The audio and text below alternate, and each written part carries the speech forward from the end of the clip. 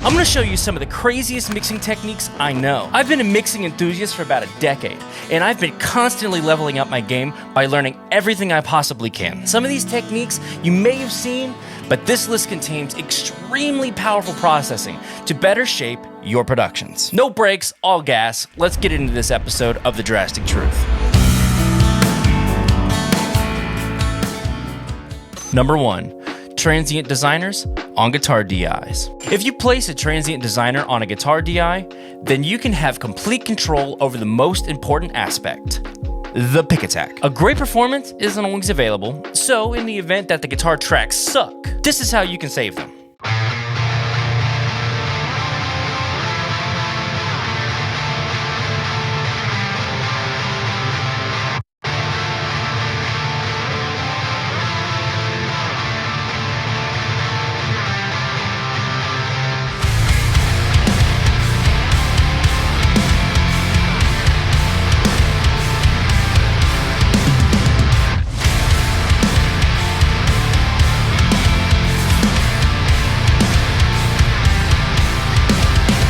Number 2, compressing the sides. Did you know you can compress the sides of your drums? Well, you can. And if you do, it can enhance the overall punch exponentially. I'm not even being dramatic because this technique goes from 0 to 60 really fucking fast.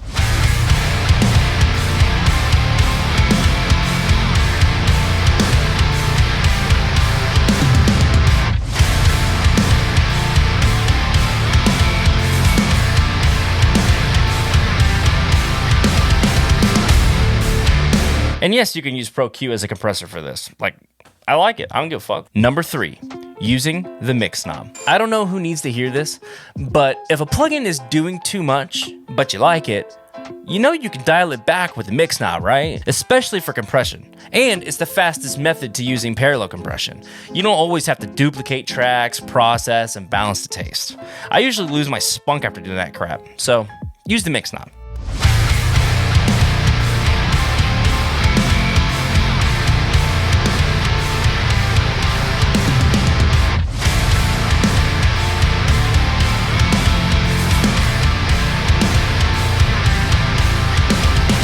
This also works for distortion, by the way. Number 4, expanders on rooms. You can add an expander to your drum rooms, and by utilizing a sidechain, you can increase the volume of the room only when the snare drum or other drum shells are struck. Snare drums will have the most depth while letting your cymbals and other shells stay totally controlled. It's a beautiful thing. This is probably one of my favorite techniques for live drums, just saying.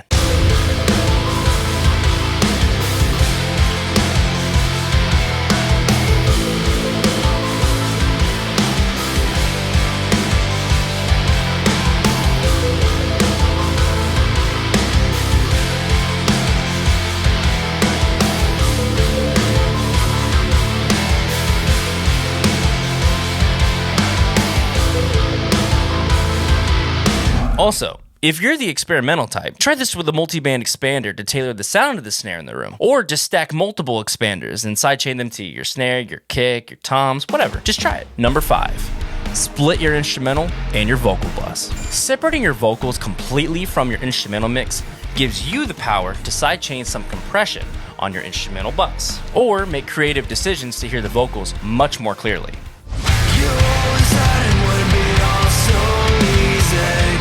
You strut around and leave me behind. No respect for the loved ones that are still giving. And after all this time, it's got me thinking. Number 6, sidechain just part of the signal. Okay, bear with me on this one.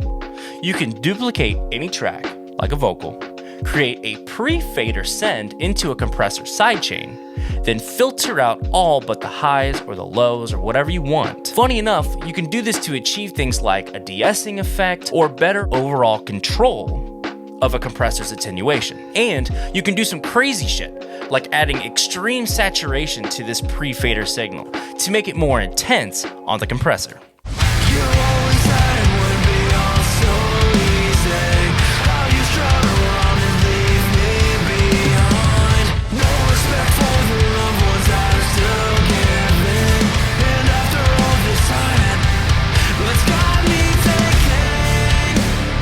Number 7. You don't need fancy shit. Most will argue this, but in reality, you can do most of anything with the stock plugins in your DAW. But if you're using a super cheap option or like the lowest tier option available, it's understandable if you don't have everything you need already. But don't believe me? I do that quite a bit on this channel. I almost always test my ideas for you exclusively on stock plugins.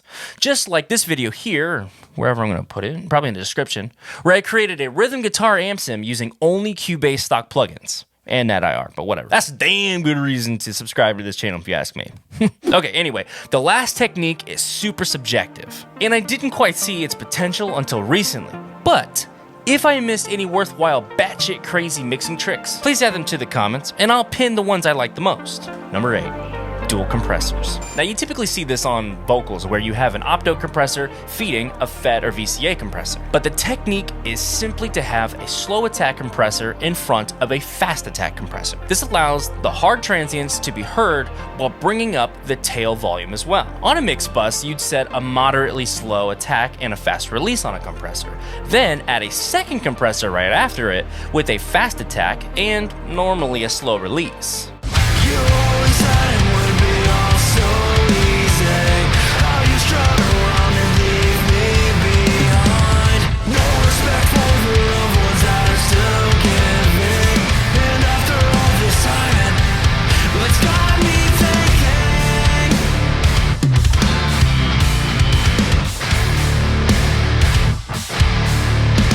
To be honest with you, I debated adding that last tip because this isn't always needed.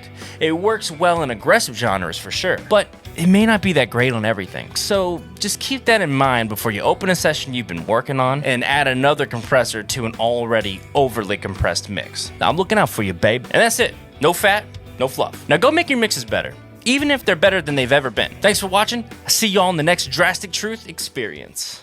You guys should comment what bands I should wear. I'm wearing a stupid like Dale Hollow Tennessee hat.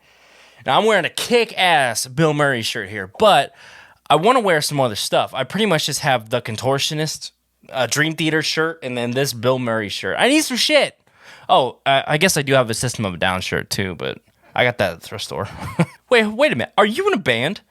Yo, post your merch in the comments, because I would love to wear it. Like, I want to get some band stuff, and I want to, like, support y'all.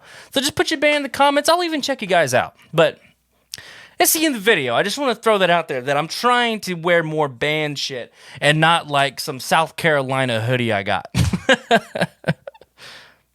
Bye.